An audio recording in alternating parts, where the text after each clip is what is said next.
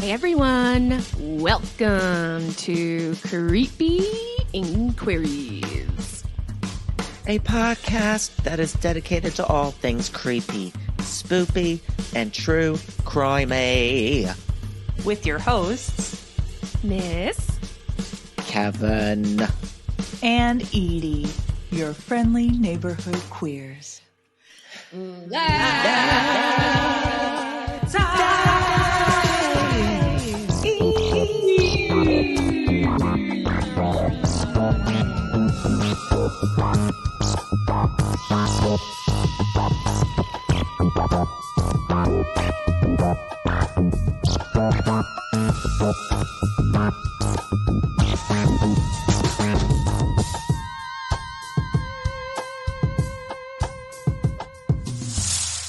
Imploding. Hello. Is that my inner monologue? What am I hearing right now? That's my inner monologue.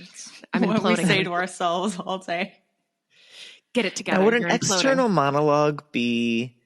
It's just a monologue. Talking to yourself out loud. Yeah. Yeah. Talking to yourself without an audience. Well, no, an external. Oh. Well, that would be an external soliloquy. Yeah, because That's like external monologue fine. is the Jesus, talking... Shakespeare. That could be like to an audience. A soliloquy is a monologue that's given just to yourself. Drag her. Like Drag her. Hamlet style. Dragged. That's why I just Consider said, yourself that's why I just called you. dragged. It's our Halloween episode. Spooky. Yes, it is. Yes, it is. Spook. Happy spooky times. I'm so glad you said that because I did incorporate Halloween into my story today. I sort of did too. It's been a wild ride. This is episode 46, Creepy InQueeries Pod. We also released episode 4 of Jibber Jabber, our mini-sodes. Mm-hmm. We're just crushing it, y'all. That's right. And according to famousbirthdays.com, other Yes. celebrities who are 46 Yes, include please. Sia, Yeah. DJ Khaled, Okay. Good. Travis Barker Kardashian, Yes. Right. Blake Shelton, Reese Witherspoon, Okay.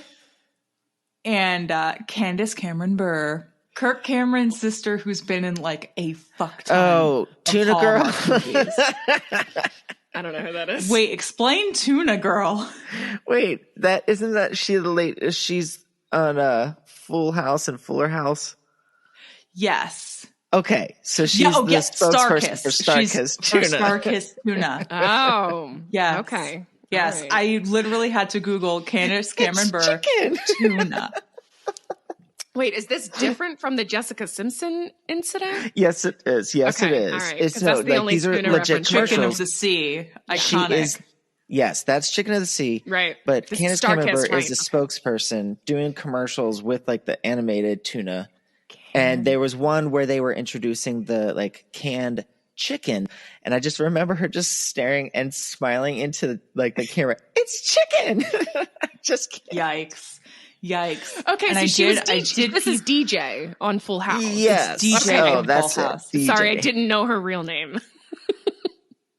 And I absolutely have been peeping a little bit of one of these Starkist commercials, and it is very much like the family-friendly fundamentalist version of like Paula Abdul and MC Scat Cat is True. like Happening. Candace Cameron What Bure is and this happening? Starkist fish. True. Paula Abdul did a music video with a dancing anthropomorphic cat called MC Scat Cat. Got it. Yes. MC Scat Cat. Got it. Yeah. Got it. These are things that are in my brain. See, here's the and thing. I need other things to be in there. I need more haven't, important things, more crucial things to be in there.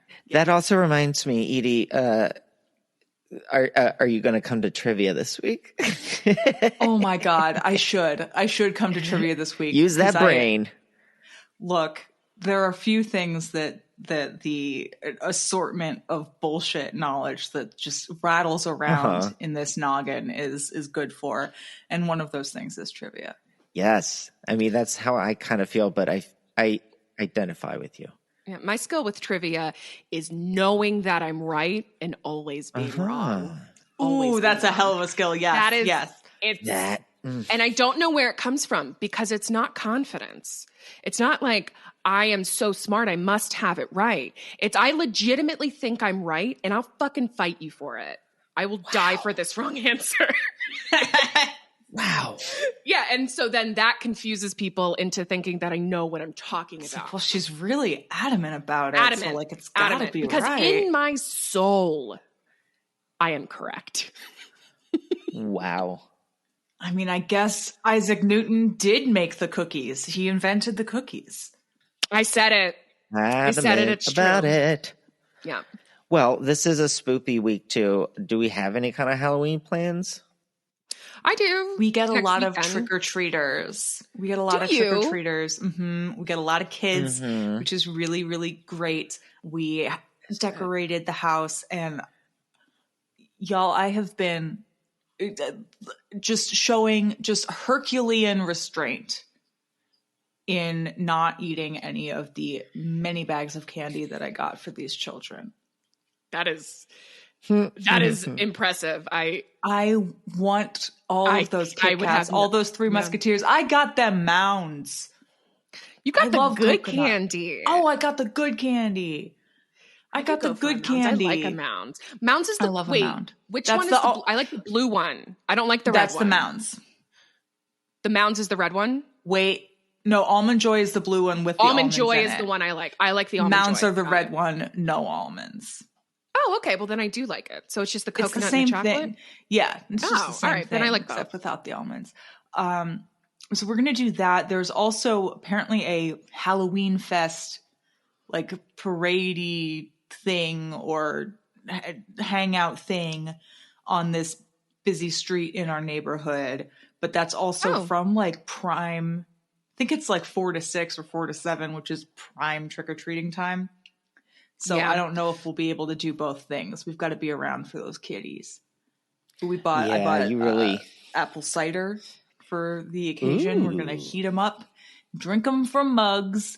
I'm going to be in a glow-in-the-dark skeleton onesie. Hell yeah. And we're going to give candy to the kids. That great. Sounds really wholesome and nice. It's going to be extremely wholesome. It's going to be very wholesome, except for nice. I'm going to be playing my Halloween playlist, which is like mostly metal and songs about the devil. But it's on theme, so it's still wholesome. It's on theme, so it's okay. And I limited myself to, at this point, under 10 Nick Cave songs. Wow. That is restraint. Screw the candy. That's restraint. There's like 80 or 90 songs on the playlist. 80 to 1,000 that could good go ratio on there. then. So it's a pretty all right ratio. 1/8. That's very cute. Ben and I are planning on going up to New York for the weekend and then doing trick-or-treating with the nieces and nephew. With the nibs. Yeah. Do you have costume? Cute. No, not yet. We're actually going right after this. We need to figure that out. Do you have any idea? We're going to a spirit Halloween. No, I have no idea. I just what do you want have to go in my there size? And get That's what I'm going to get. I also have to go in there with the expectation that they may not have a lot, but hopefully they would. Well, it's less than a week before Christmas. I mean, Halloween. Gay Christmas. I rebuke that. So my car will be fixed this week. So I actually will be doing something for Halloween. Holy shit. Yeah. Yep. I'm going. Are you going to still walk to work after your car is fixed? As long as it's not raining, yeah. I mean, because I've had to do it in the rain, and it's fine because I have a rain jacket, unless it's pouring. And then it doesn't matter if you have one day I had a rain jacket and an umbrella, and I was a drown rat is how I felt and looked. Well, that's very like Charlie Brown goes to work, just very sad. Honestly, you want to hear Charlie Brown goes to work? This week, Miss, on Tuesday, did one of these at her desk. Listeners, I'm raising my arms above my head in a stretch. And I dislocated 2 ribs. Oh my God. Oh my God. So until yesterday, or sublimated, or it's a partial dislocation. It doesn't fully come out. It just gets wiggly in the joint. So. No, they're supposed to be like stationary.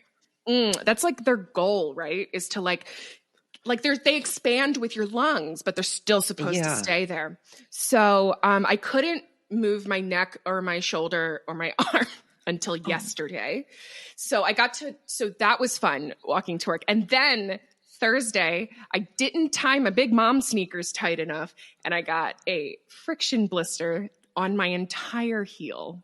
No. No, miss. Because it hurt, and I was like, goes to work. It all just Charlie Brown goes to work. So it's been pretty fun. But look, she can turn to the right today. She did it again. Good. So I see it. We've all witnessed. Twice. And the blister is still there, but it's covered in Vaseline and a big fucking bandage. That's so right. It doesn't actually. Vaseline, I love her shows. So anyway, I'm going to go to a party on Saturday, and I'm gonna enjoy the party because it's been a real Charlie Brown kind of 3-month situation for Miss. So we're just gonna go, and I have either a black cat onesie, which is just like yours, Edie, except it's got a hood with cat ears on it. Yes, fresh. Yes. Or I'm just going to be Alex Mack and wear my own clothes and just say I'm from The Adventures of Alice, because it's just overalls, a white t-shirt, a flannel, and a backwards hat. So it's a lesbian. Yes. I'm just going as a lesbian, but I can also say that it's a costume for Alex Mack. And there was effort put into it. Yeah. Alex Mack could turn into like that puddle, that like silver puddle, like a silvery puddle of goo, liquid. So if I decide to go that way, like a Capri Sun, I have like silver. Yes, exactly, like a Capri Sun. I have like silver. I guess it's like glittery eyeshadow or whatever, but I can add it to like a cream, and like I might do like half of my face silver, but I'm probably either just going to be a cat or an unsilver lesbian.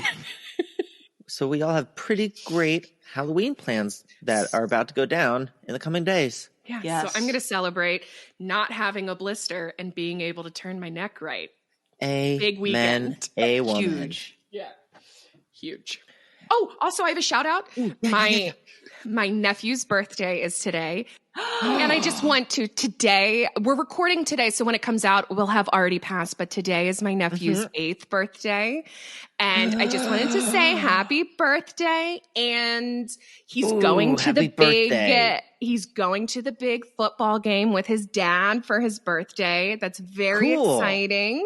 So they're going down, they're going to see the Ravens today. So that's very exciting. I just want to say happy birthday. Cool. Yeah. Happy birthday. Happy birthday, bro. They call him bro. Happy birthday. Happy birthday to you. But yeah, let's get this entertain me. Let's get this jack-o'-lantern lit. Let's get this apple cider mulling. Flow it. Let's get this ghost wailing. Ooh. Okay. Yes. Okay. Yeah, so that I have the true crime story this week. Yes. Edie is our proxy audience. That's right. Are you wearing any costume right now, Edie, as you're going to be listening to us? I have a chunky sweater on, so I'm going to say that I am in costume as Giles from Buffy. Hell yeah. There we go. Glasses and everything. Yep. Love it. I need him to see. Excellent. Before I start my true crime story, I just want to remind our listeners, A, thank you for listening. B, follow us on social media at Creepy InQueeries Pod. Thank you. Thank you. Thanks. I was looking at our recording calendar as I am wont to do. Mm-hmm. I was happy to see that obviously today turned out that it would be on the week of Halloween that my true crime story would take place. Lovely. Ooh. Right away. Ba-boom-boooooooom. Light bulbs on light bulbs on light bulbs started going off in my brain for story ideas. Mm-hmm. I started to explore the interwebs. I plunged into news articles, magazines, documentaries. Bragging. Which actually just made it a little more confusing, TBH. Yeah. So I finally decided to not focus on one story. I wanted to make Halloween my running theme and combine two stories and tell you two micro stories today. Oh, wonderful. Yes. We have a 2-for-1 deal. So we've got Halloween and true crime. Exciting. Yes, which has led us to this here moment in time, right here, right now, And may I present to you, my dear friends, and to our dear listeners, the title for this week's story, Halloween, Hysteria, and Homicide. Ooh. Triple H. Oh, yeah. Boom. Yes. Ba-boom. Ba-boom-boom. Puss the boon. Ba-ba-boom. Boom. Before I get into it, again, just please give it up for my great alliteration skill. It was very good. It was very good. Pun King, alliteration king. Pun King, alliteration king. The holiday of Halloween is unlike any other holiday that we celebrate in the U.S. and, other places around the world, of course. Edie, Miss, what are some keywords your brain gives you when you think of Halloween in the U.S.? Trick-or-treating. Trick-or-treating. Scantily clad women. Scantily clad women. Drunk Scare bros. stories about razor blades and candy bars. Yes. Scary stories about razor blades and candy bars. I love all of these. It doesn't happen. They're not putting fentanyl in your Snickers. They're not wasting fentanyl like that. No, they're not just No. giving out fentanyl. They want to kill you. They'll kill you. They're not just giving out drugs. When is anybody just giving away their drugs, people? I know. Not never. Well, I know. I'm going to be sharing two stories, and those two stories are wild. Hell yeah. I can't contain myself, so I'm just going to go ahead and start. Let's do it. Let's dive in. Oh, let's do it. Story number 1, the 1945 Q Beach riot. Ooh, okay. Love a riot. Beach. Yeah, love a riot. You're going to hear all about one. Q like the letter Q Q? Beach. It's spelled K-E-W. Q Beach. Okay. It's a neighborhood of Toronto, Canada. On Halloween night, 1945, for reasons unknown, which is what it said in the article in The Atlantic that I learned of this story. Good. No, that was their source material. They linked it to the book. Also said for reasons unknown. Good. Good. But for reasons unknown, Halloween night, 1945, one of the most notorious stories of teenage rebellion took place. Yes, fuck your parents. They don't get you. Parents just don't understand. Wear jeans. A gigantic group of high schoolers ignored en masse invitations to a local Halloween dance, of which we will get into those types of events later on. So they ignored invitations to a Halloween dance, and they instead decided to, they kind of just felt like setting some things on fire. That's what they felt like doing. On fire. Listen, I'm not condoning it, but I understand it. The rage. That is where we're starting our story. I'm going to take it back. So for historical context, in the 30s and the 40s, Halloween and the days preceding it, from what I was reading, typically were actually really horrific, especially if you were a property owner. Okay. Not only was there Mischief Night, which is notoriously known as the day before Halloween. Fuck them up. I'm guessing it wasn't just toilet paper. No, those petty crimes too. In addition to Mischief Night, many towns in North America experienced a week's worth of destructive acts. Yes, it's the purge. It's the purge. It is the purge. And the majority of damage was caused by teenagers. Yeah. I don't doubt it. Their brains aren't developed. They don't think about consequences, and they think property. They think with their groins and the basest parts of their lizard brains. Just rage. That teenagers rage do. And fire. The caveman, cavewoman, cave they. Primal beings. Cave they. Could have done cave person, but cave they is much better. It is. We like to be inclusive in a real way here. Yeah, I would hate to assume. Because of the mayhem these teens would cause in their hometowns on these nights, many locations across the U.S. and Canada started to develop ways to keep these unruly swaths of youths in check. Youths.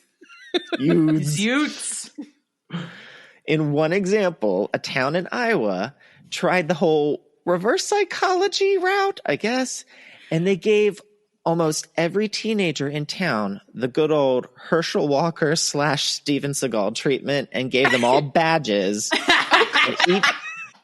To police each other? And each teen was given their own individual beat to monitor that night. It was like they were thinking, if they were children feeling are ruling authoritative. themselves. Yeah. They're feeling not that, we're all friends and now we're the cops too. So we just do whatever we want. Hey, Harold, Sheila, all your friends. What if instead of doing the super fun shit starting you've been looking forward to all year, you narc on each other? Ooh. Are you interested? Instead of having fun, make sure nobody has fun. No fun. That is scary. That sounds like that's probably historically accurate too, Edie. Thank you for that. Another way that authorities tried to corral kids was to hold large Halloween bashes and Halloween dances. Oh, that's where they could. I'd rather you do it at home with me, where I can keep an eye on you.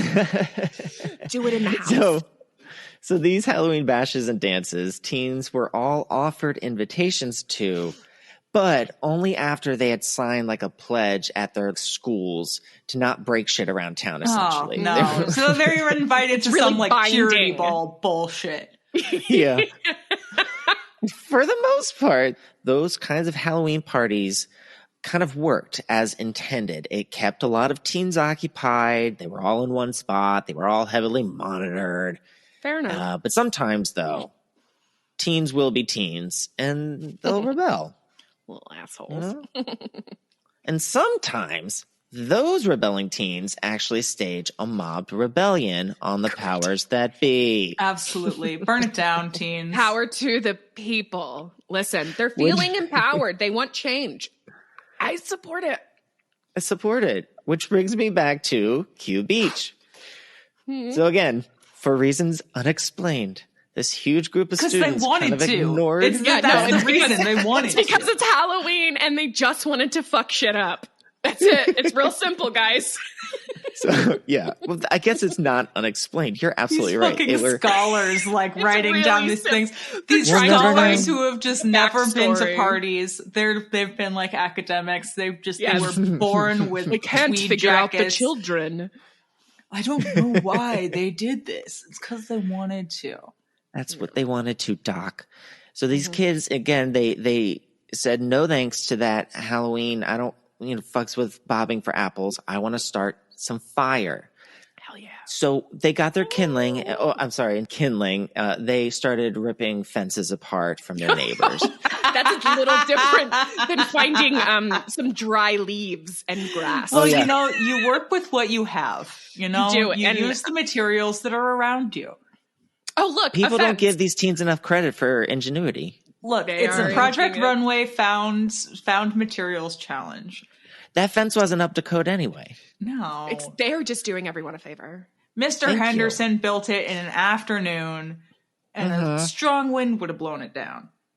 Yeah. So they have these fires blazing, and they had placed them in the middle of a main thoroughfare because teenagers. Okay. Good. Mounted police arrive. Oh, good. And instead of dispersing as they were instructed, the students said, "Not today, Satan. We're choosing violence." Yeah. The children chose violence. And started throwing rocks and bottles and whatever else they could at the cops. Oh my God. Bold moves, guys. That's so bold. I mean, and they're on horses too. So it's not like they need to stay on the road.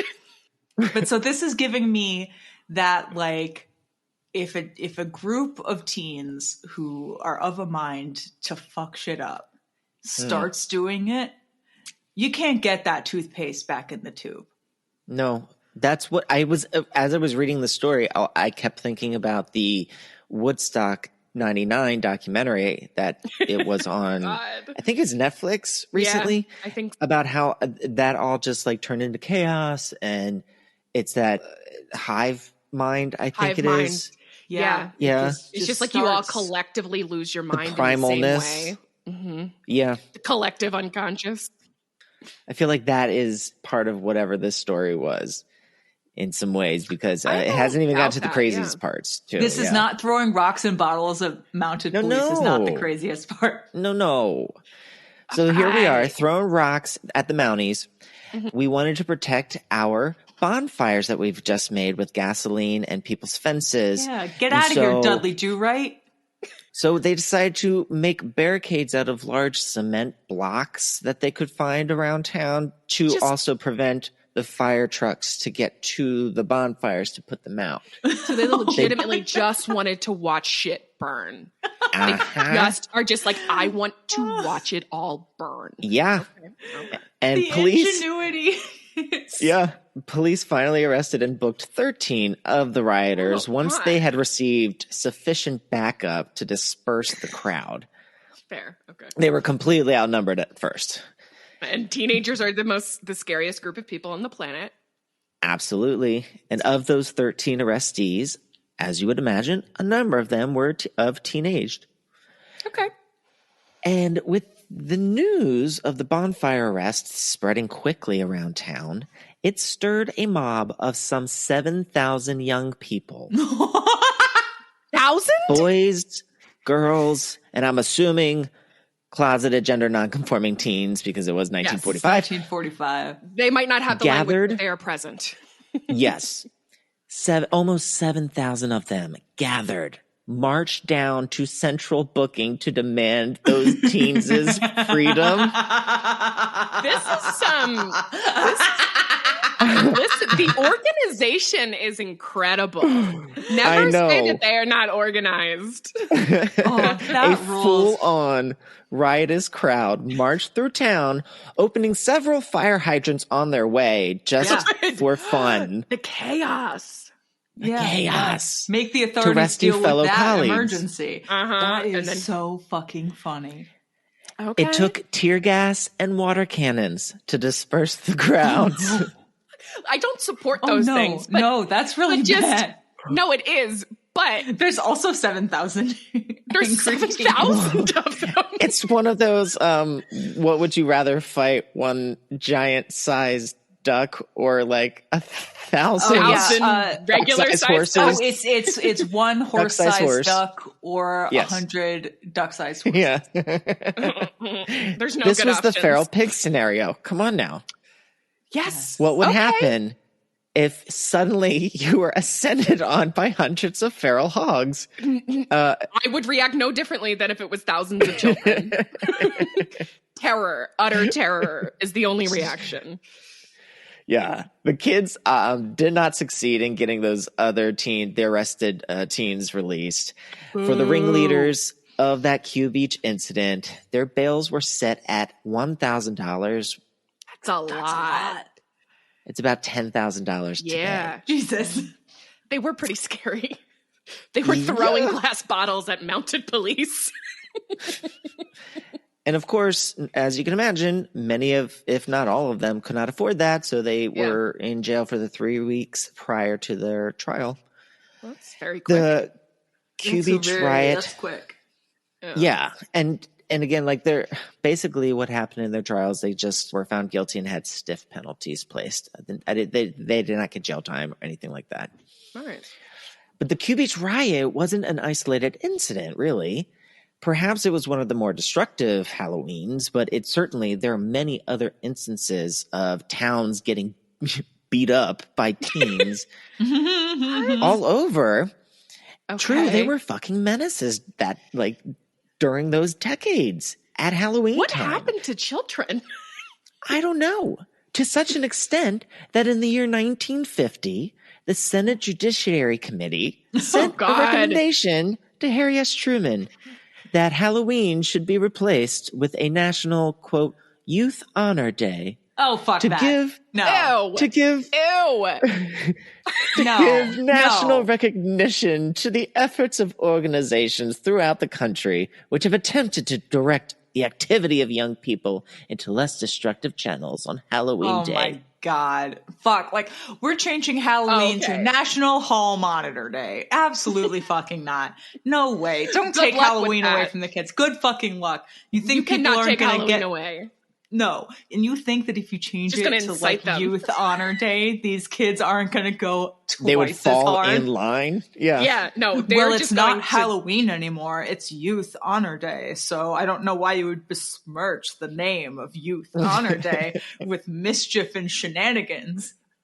Jesus. That fell flat, of course, because your logic right now, both of you, are spot on. Fun fact also, I never knew the origins of trick-or-treating. Me neither. But get into this gig.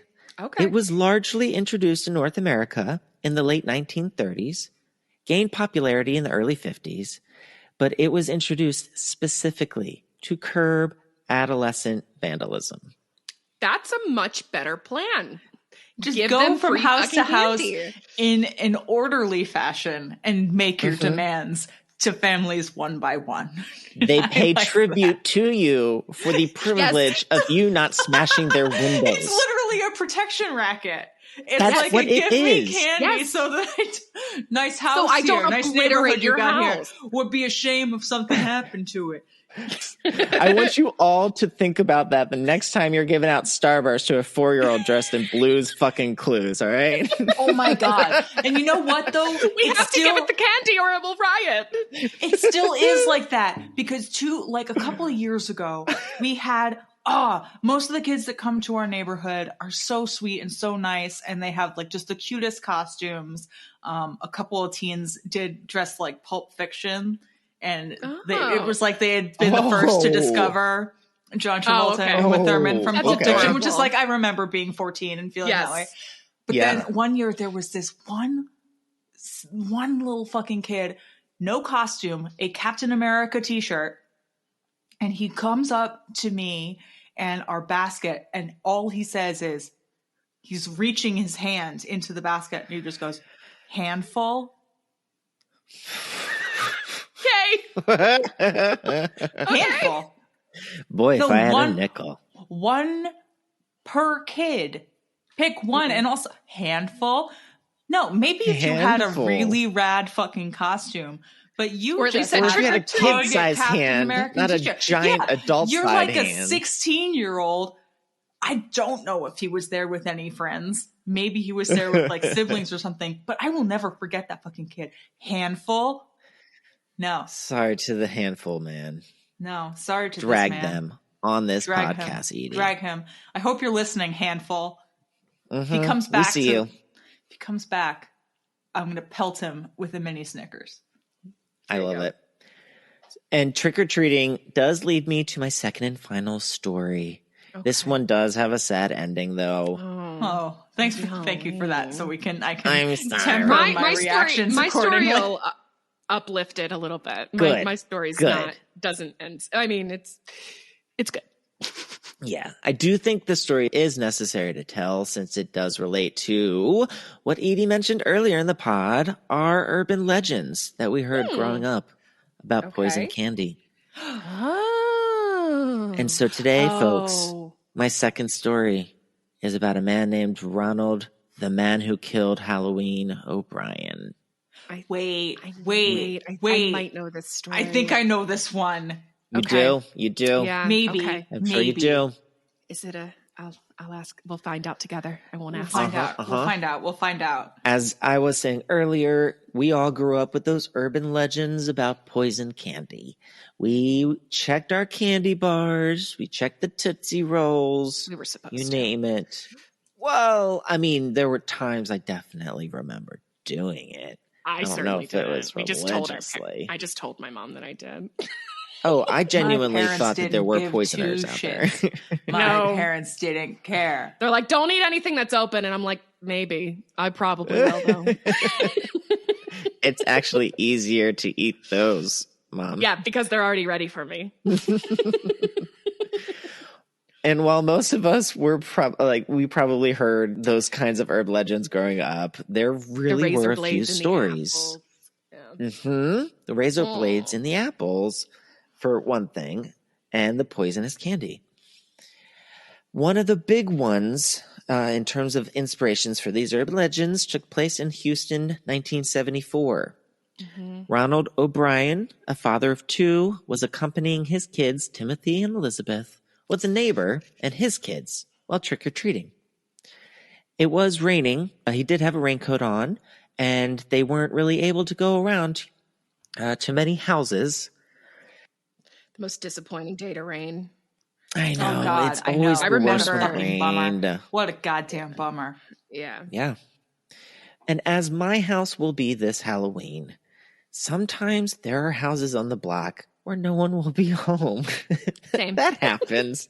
I know, but those are going to happen when you're out trick-or-treating. There are going to be houses that people aren't home at. And the group did happen upon one of those houses. They rang the door. Nobody was home. The lights were off. So they moved on. Ronald, though, he did decide to go back to the house and try one more time. So he said to the other adult, and he left his kid saying, "I'll be right back." When he returned, when he found the kids again, when he returned, he had 5 pixie sticks. Oh my God. Yeah. That's right. That's right. Because that's the only thing that my mother did give a shit about. She didn't want me to eat pixie sticks. There. Boom. Well, that was from this 1974 moment. Oh my God. He had those pixie sticks, 5 of them, which he would later claim that he was given from a person of that house that no one had answered when that group was there. At the end of the evening, O'Brien gave each of his neighbors 2 children a pixie stick.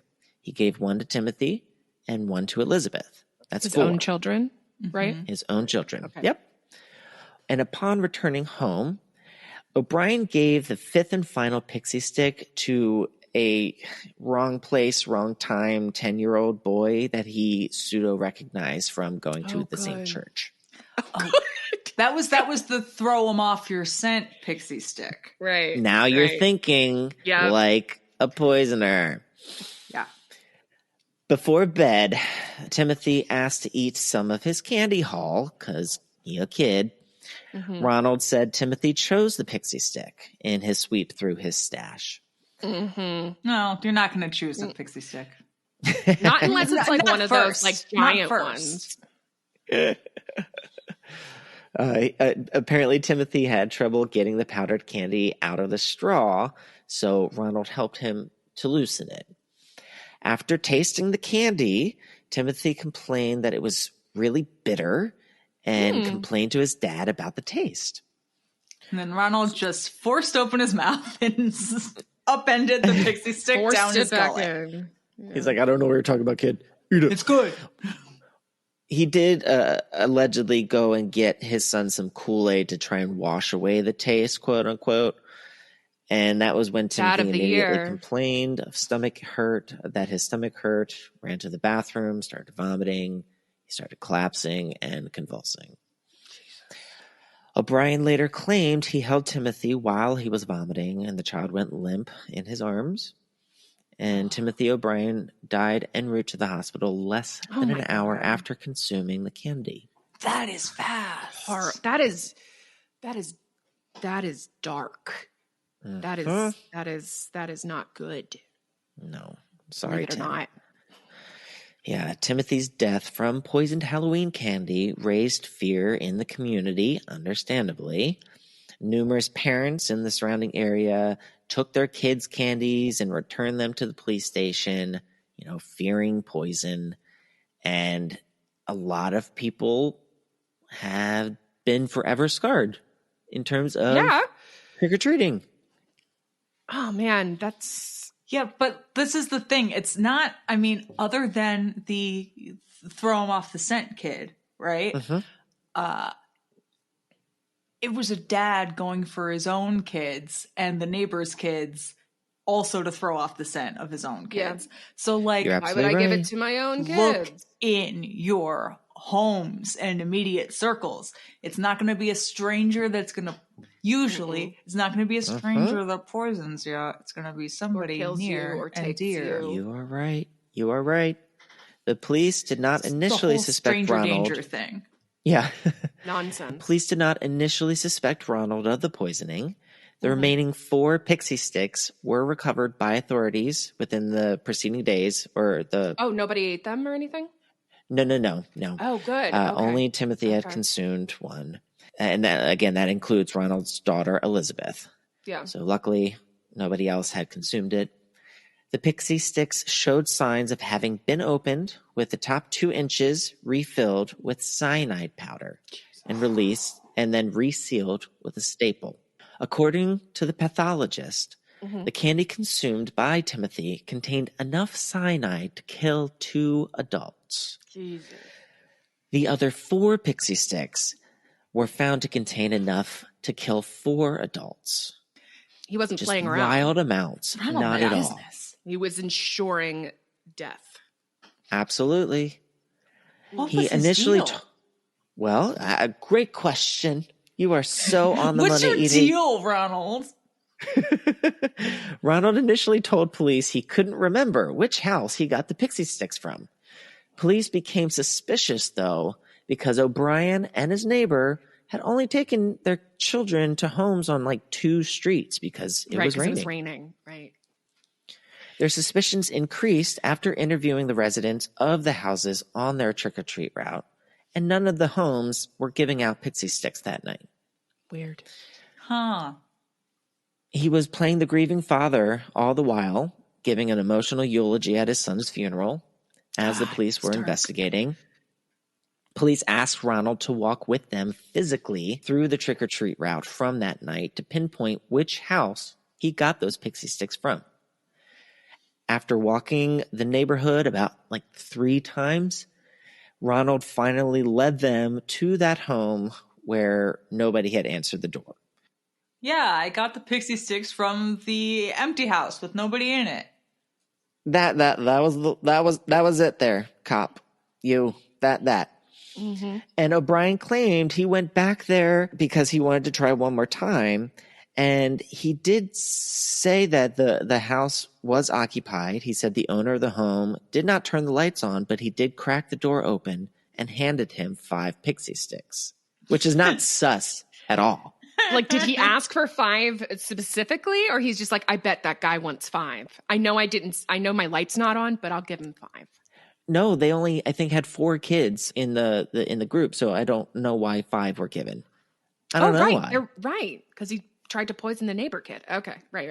This is giving me very who is it? Casey Anthony was lying about working at was it Universal Studios or something? Oh, yes. She was walking the cops down these hallways in the building. It's just, I just work around here and I work around the corner.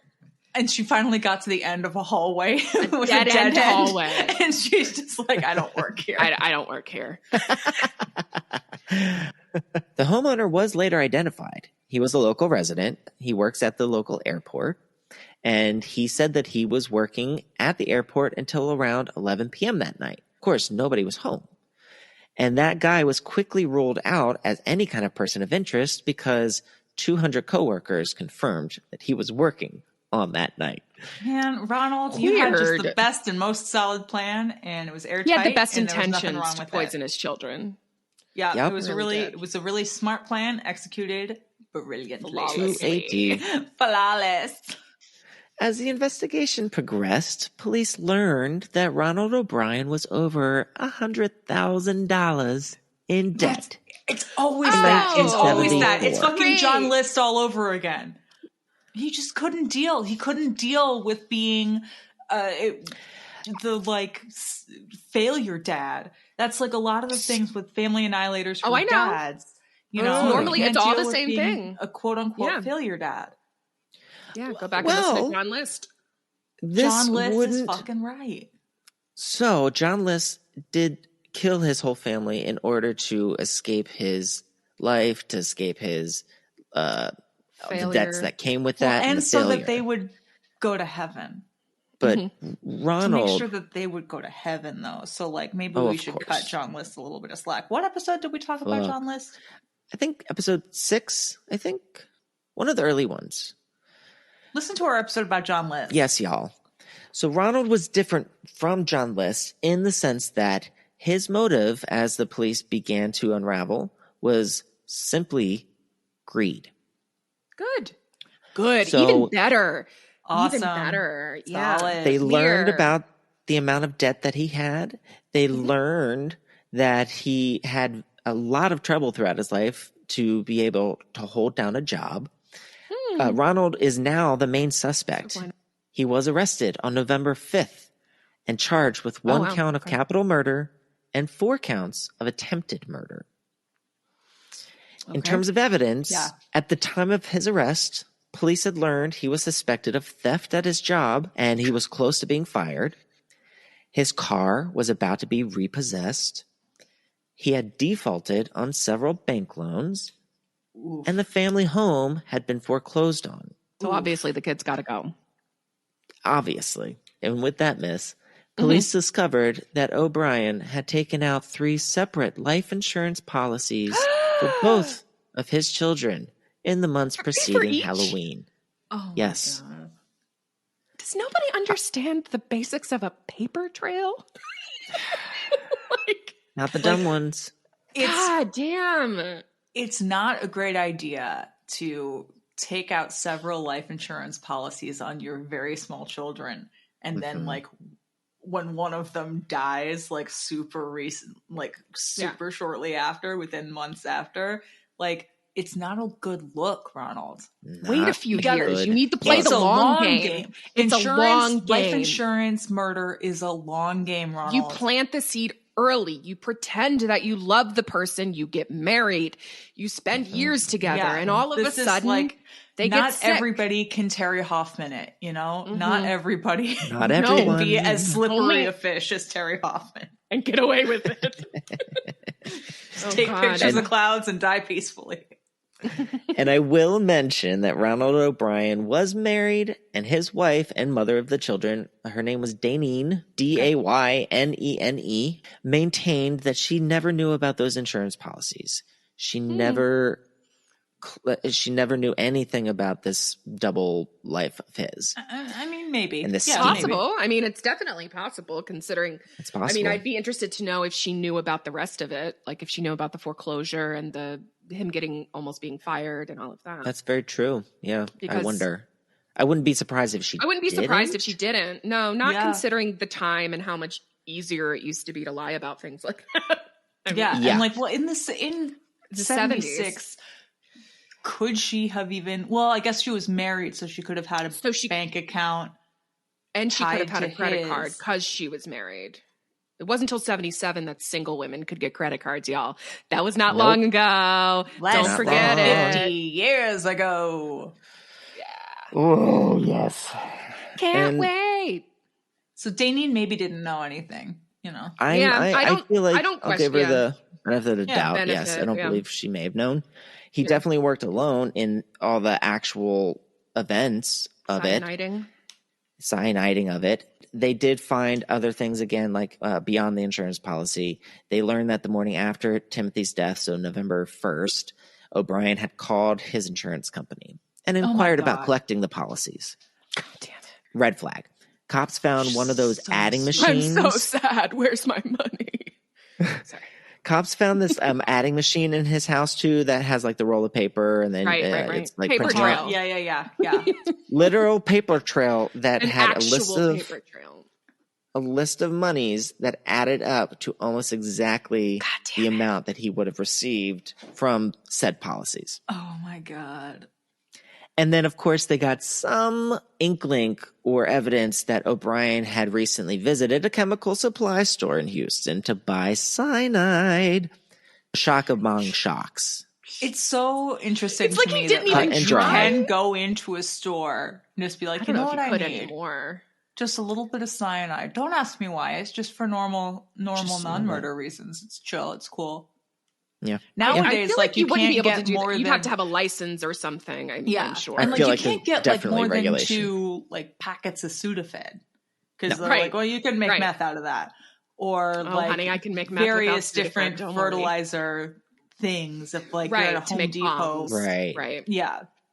He was put on trial in May of 1975 for murder and attempted murder. All the time, he had maintained his innocence. As he should which have, is a bold Yeah, it's bold strategy. Listen, he's saying he wasn't taking a deal. He's saying he was guilty or not guilty. He should maintain it.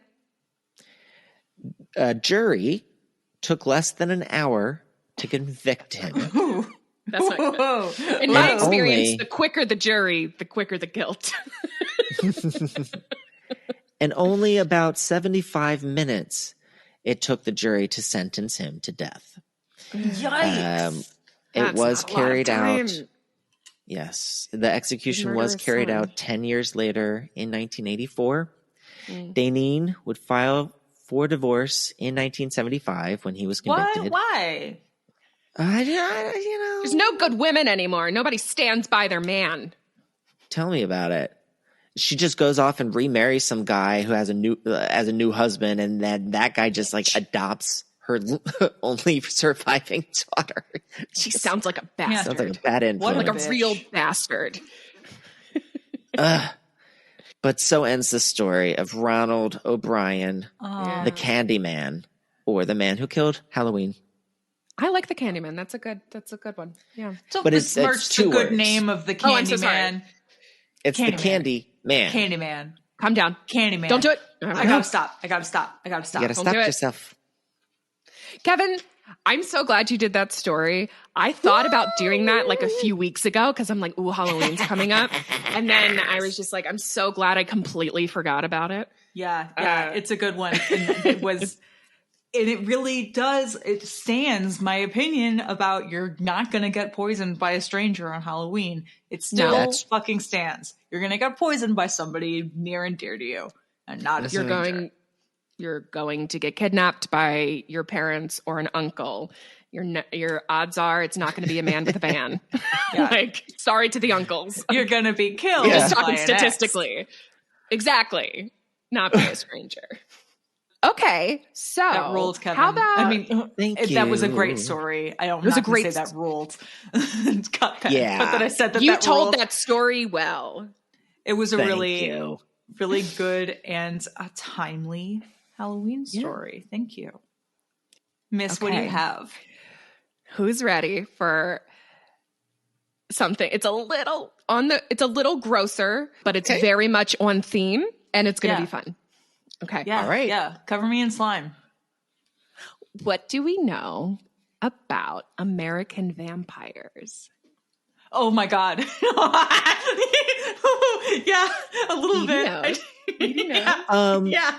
American vampires? As in real vampires, not like media, not like not like in the not like a movie there or is a a vampire bar in New Orleans.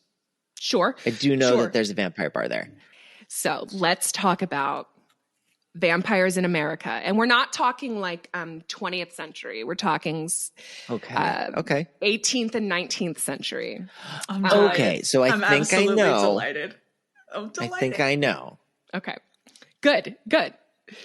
So in the past, people have had, for millennia, people have had different understandings of what a vampire is. Obviously, there's the classic Dracul who's biting and actually drinking your blood. But for most people and most cultures, that was not what a vampire was. And like people of Greece used to think that vampires were unbaptized children or those who committed suicide. In Russia, fuck all those kids. Dead, unbaptized kids. Yeah. Folks who fell victim to their own depression. In Russia, they believed that if a young boy or a cat jumped over a corpse, the deceased became a vampire. Either or. If you don't have a young boy, store-bought cat is fine. Thank you. I was just about to make an Ina reference. Have to do an Ina. How good is that? How easy is that? It's perfect. Now, how Dracul was that? Okay. I'm sorry. Okay, so early America, colonial times, what we're looking at is 85 to 90% of people, white New Englanders, and we are going to be staying in New England. Okay. 85 to 90% of New Englanders were called unchurched, meaning they didn't go to church or belong to a standard, quote unquote, Christian religion. Many were practicing hybrid religions, which was classified as folk religion, and it was a combination, it's like unsanctioned, unofficial combinations of Christian beliefs and various folk practices from the old country. Mainly Eastern Europe and Slavic countries is where a lot of the folklore comes from that reaches America during this time. Yes, hang out with Black Phillip, live deliciously. So since the 1730s, the consumption, aka tuberculosis, began plaguing New England. And by 1800, it was the leading cause of death, responsible for a quarter of all deaths, especially in children. So a quarter of all children, if they survived birth, died then of the consumption.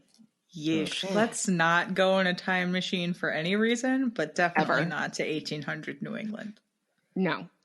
And there were two types of consumption. There was slow or chronic consumption, which I think is what we think of, the wasting disease, like we've seen in like, movies and things like that. And that's very classic. And it appears brave about it, and then they turn away daintily and cough into a napkin, and then they take their hand away, and it's a little drop of blood in the napkin. Spittle. Yeah. Yeah, well, that's unfortunately not as easy as it went. But so that's what we know. So that can last years. You can have slow or chronic consumption for a decade and just suffer. It's just, it's horrible. No, but there's also the kind that I would prefer, because you're going to die no matter what, is the galloping consumption, which almost always began as a cold and could, this is fun, remain dormant in a person for years. And then once it's activated, you will die in 6 to 10 weeks in pure agony. The sound of tuberculosis galloping. That's the galloping one. That's exactly it. And from Smithsonian Magazine, quote, "It was a terrible end, often drawn out over years, a skyrocketing fever, a hacking bloody cough, and a visible wasting away of the body. The emaciated figure strikes one with terror," reads one 18th century description. "The forehead covered with drops of sweat, the cheeks painted with a vivid crimson, the eyes sunk, the breath offensive, quick and laborious, and the cough so incessant as to scarce allow the wretched sufferer time to tell his complaints." Oof. So, incurable consumption is horrifying, but why are we talking about tuberculosis? Many early New Englanders believed that vampires, transplanted from Central European folklore, explained the deaths of consumption. It wasn't disease, but attacks of blood-sucking revenants. Yes. And they were responsible for the wasting. That's when the wasting part comes in, because they're stealing the their life force. Essence. And that's what it looks like, right? So, and here's my thing. I always, when I hear about things like this, I'm like, this is the stupidest shit I've ever heard. But human beings in the 1700s were not just idiots who didn't know any better. They used what they had and made hypothesis that we would not consider scientific, but some might have then. Right. Well, and even now it's like, COVID-19 was a race-based bioweapon. I just read yesterday on Wikipedia in a 3 a.m. rabbit hole, Santino Rice, COVID denier and anti-vaxxer. Full anti-vaxxer. I hadn't thought about Santino Rice in years. He had gone, Rue dropped him really so quick. I know he was there and gone, but I didn't know there was an issue. Yeah, he was gone because he was a jerk to everybody. Yeah. And then COVID hit and he's like, wake up, sheeple. Manufacturers, wake up, sheeple. Oh, raw vegan or die. What happened at the Wuhan lab? Oh, God. Remember what happened to Andre? What happened to Andre? What happened to Andre? Okay, sorry. Back to vampires. Now, this was not all New Englanders, right? Those living in or near cities were not quite so taken with the vampire theory. But in those rural areas, there was almost no other explanation. We didn't know about germs. We had no idea that disease could be spread through vapors in the breath, via the air. We had none of this understanding. Mm-hmm. Yeah, might as well have been vampires. Right, honestly. So in June 1784, a letter to the editor of the Connecticut Current and Weekly Intelligencer, a town councilman cautioned readers against being misled by a quack doctor who encouraged families to dig up and burn dead relatives to stop consumption from spreading. Legend being that the surest way to stop a vampire was to burn its vital organs. That was the vampire theory of the time that we're working with. It's not, and the other kind of blood-sucking vampire, that was a separate thing. That was its own folklore, separate from the vampire that we're talking about now. Are they spelled the same? Yeah, it's still called vampirism by the press, though the people who are practicing doing the acts would, from what I read, I don't think that they would call it a vampire unless or vampirism until they were like, dude, your daughter's a vampire. She's killing your son, even though she's dead. Even though she's been dead. For years. So one of the earliest documented cases of vampirism was Rachel Harris, who died in 1790 of consumption. A year later, her widower, Captain Isaac Burton, married her stepsister, Hulda. Before long, Hulda began exhibiting symptoms similar to Rachel's, and the family and friends therefore reasoned that Rachel was the culprit. Obviously. Yeah, because she's mad. She's mad that her husband married her sister, and so from beyond the grave, a full year later, she's made Hilda sick. Oh my God. So, she's bided her time. They didn't say that was the reason, like she was coming back to haunt them. It wasn't anything like that. It was simply draining life sources. In February 1793, more than 500 Manchester, Vermont residents braved frigid temperatures to watch as they exhumed the body. This is 3 years after she died. Exhumed the body, watched as the liver, heart, and lungs were removed from Rachel's corpse and burned on a blacksmith's forge, like a big stone. Oh, Christ. How did she still have organs is my question. This was 3 years later. She wouldn't and I don't know much about decomposition, but I thought I didn't think it was like a week. Think it's but I thought by 3 years. The soft parts get would be jelly or munched gone. and right. Because they're just in like simple pine boxes usually. And maggots will eat you. Yeah, anyway, so I don't know. Allegedly. I don't know. I allegedly know more about decomposition than I do, but I don't. I don't know, and I don't feel like I should know. I'm okay with it. So according to some, portions of the organs were preserved to make a medicine for Hulda. Regardless, she died that September, and following her death, did the good people of Manchester realize the error of their ways? No. Sort of. They've reasoned that perhaps Rachel was not a vampire, but a witch.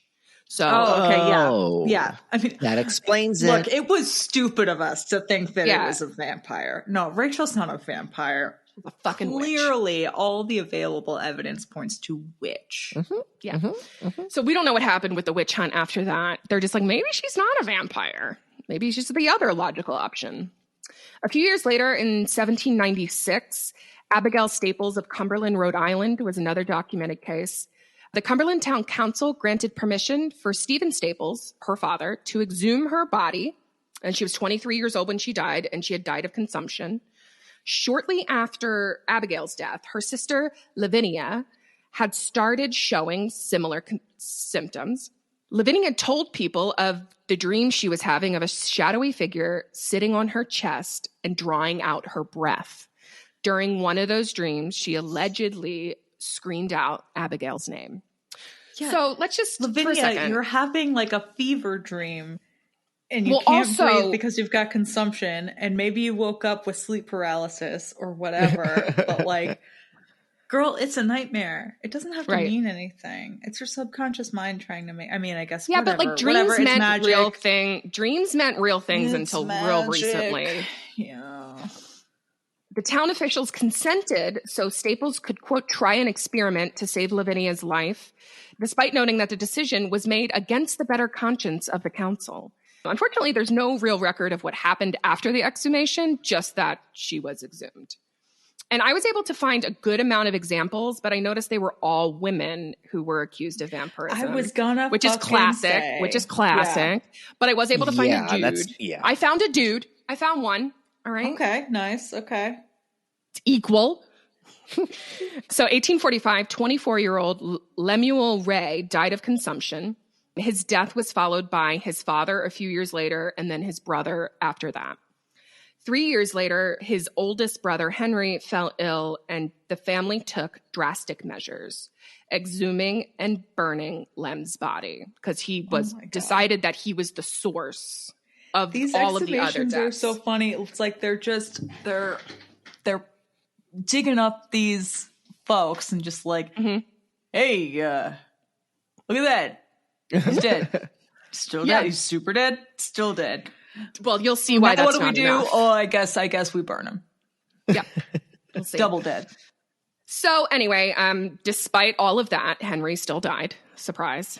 And then something good happened. On March 24th, 1882, Dr. Robert Koch announced the discovery of the Mycobacterium tuberculosis, the bacteria that causes it. So now we have a real scientific source, an identified bacteria causing this problem. So now the world knew that consumption was an illness. It wasn't vampires or a hereditary condition that a lot of people thought it was.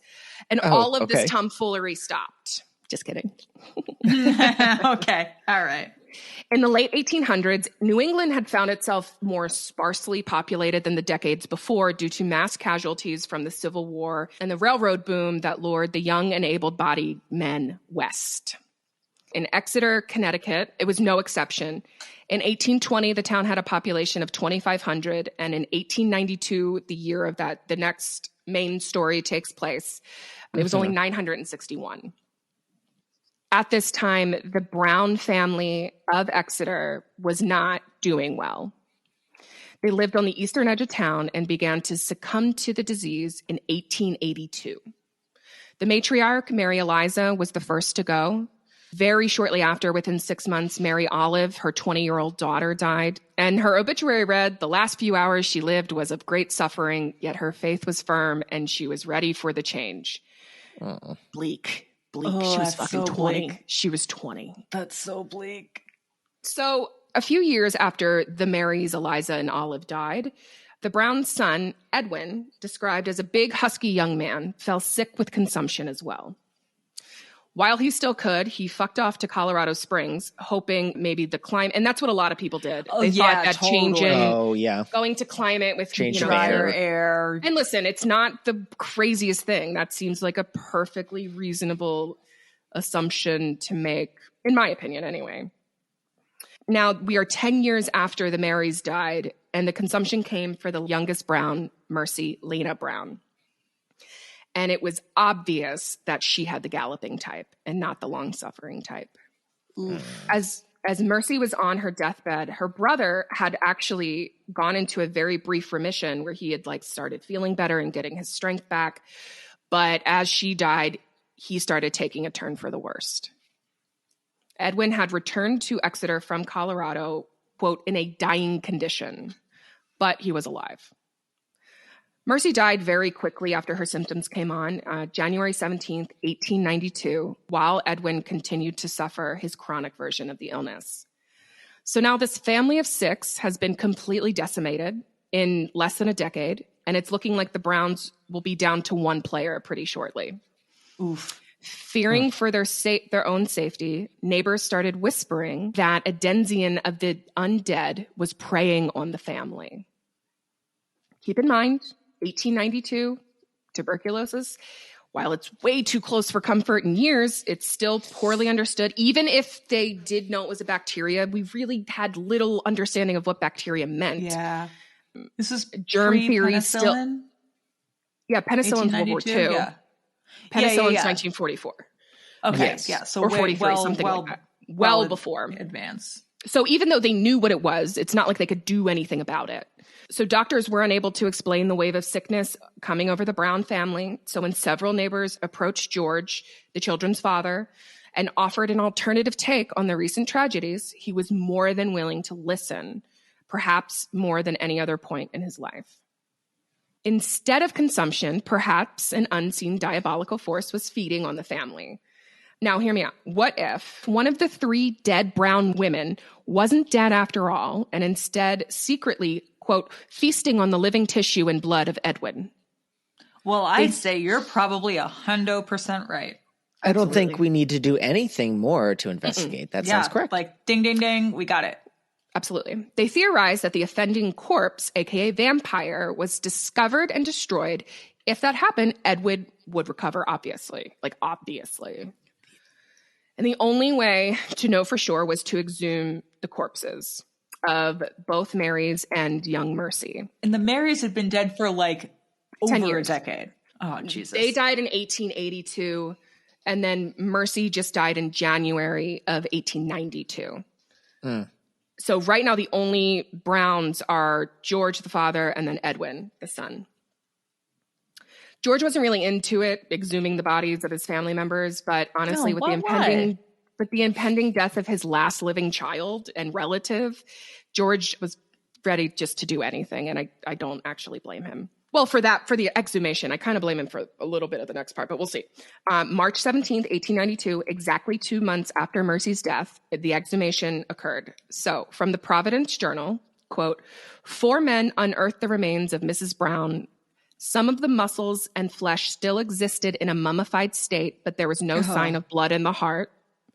The body of the first daughter, Mary Olive, was then taken out of the grave, but she was only a skeleton with a thick growth of hair remaining. Well, and this is another thing. Like, if these long dead bodies are feeding off of the life force of the living, would it not stand to reason that those bodies would gain something from the life force? You're that they're absolutely feeding off correct. Of, right? Yes. So, and like, if it's what just they are looking a little for, skeleton, right? And so Mary's, Olive, and Eliza were quickly discounted because for some reason Mary Olive was not mummified; she was just bones. Interesting. But there was still young Mercy, who died only 2 months before. Despite reportings, it's confusing. Some people say she was buried and exhumed. Some people say that she was kept in a tomb because it was January in New England and the ground would have been frozen solid. So it would like slow most of the time, process. what happened in that time, if you died in the winter, your body was kept in a tomb and then buried in the spring. Right. Because the ground's like too frozen. It's literally frozen. And back then, I don't know if they had an ability to really do much about that. That's very Either true. way, they got her corpse. And when the lid was lifted off of her coffin, her body was found on its side. Her face appeared flush, and her hair and nails were longer, which we all know what that means now. Obviously, it's not growth. It's the skin receding that makes it look longer. The probably undead body of Mercy was taken for an autopsy with the family doctor. The doctor showed an audience that there was blood in her veins and fresh blood in her heart. How would you know it's fresh? That is the sign of the vampire. The sign of the vampire is not bones or whatever. It's the corpse has fresh blood in its heart. The doctor felt that there was a perfectly reasonable explanation for all of this, that it was the dead of winter in New England and she'd only been dead for 2 months, so odds are the cold had preserved her body, not a vampire. Everybody was very confident in calling Mercy the culprit. She was the one stealing the life force from Edwin, as evidenced by her bloody heart. So, as superstition dictated, Mercy's heart and liver were removed and burned on a rock. From the Providence Journal. Oh, jeez. These 2 organs were removed, a fire being kindled in the cemetery. They were reduced to ashes, and the attendants seemed satisfied.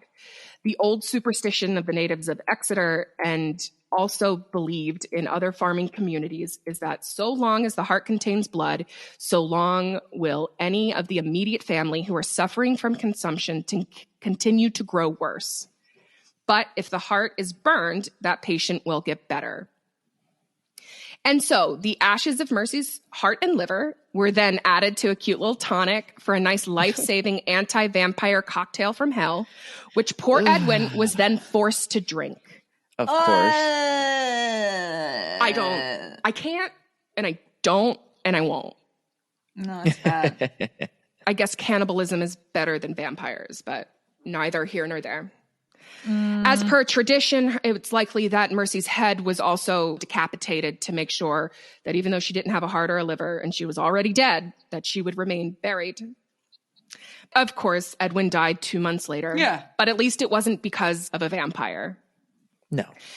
Now, while sounding extreme, the Browns were not alone in the decimation of their family or the folkloric explanations thereof, but they were the last known documented family to use this method because apparently it gained a lot of traction in the press. So 1892 is the last known American vampire, and Mercy Brown is the last American vampire. God damn. There was an archaeologist who found all of this stuff, and he believes he has 80 documented cases, but believes there are hundreds more, very confidently. Yeah, I believe it. It's not. Well, it's the same kind of fucking brainworms that people get now that are like, yeah, you know what I'm going to do to ward off disease? I am not going to trust big pharma. I'm going to age my urine and drink it. Yes. Like it's all of that shit.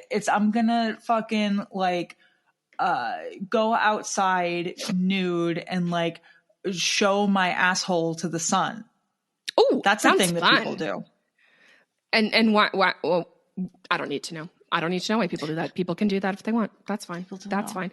So that is American Vampires, y'all. And I thought it was just real appropriate. Thank you. Real Delightful. appropriate. Delightful. And it's thought that Bram Stoker, because Bram Stoker's Dracula came out like 6 years later, it's thought that he based the character of Lucy off of Mercy Brown, because Lucy is the character who like is seen as slowly kind of wasting away, but it's from a blood-sucking vampire as opposed to consumption. But they do. But people are confident that that's where it's from, where that character came from. That is so funny. Yeah, that is so funny. Oh my God! Now Thank you. I love weird medical history and how the like weird medical history and spoopiness intersects so much. This is a perfect example of that. It really so is good for Halloween. Yeah. Halloween, ba-ba-boom, Ba-boom-boom. Lovely. Thank y'all for listening. Thanks for being here. I hope you have a wonderful Halloween if you want it, or I hope you pretend like the day doesn't exist if you don't.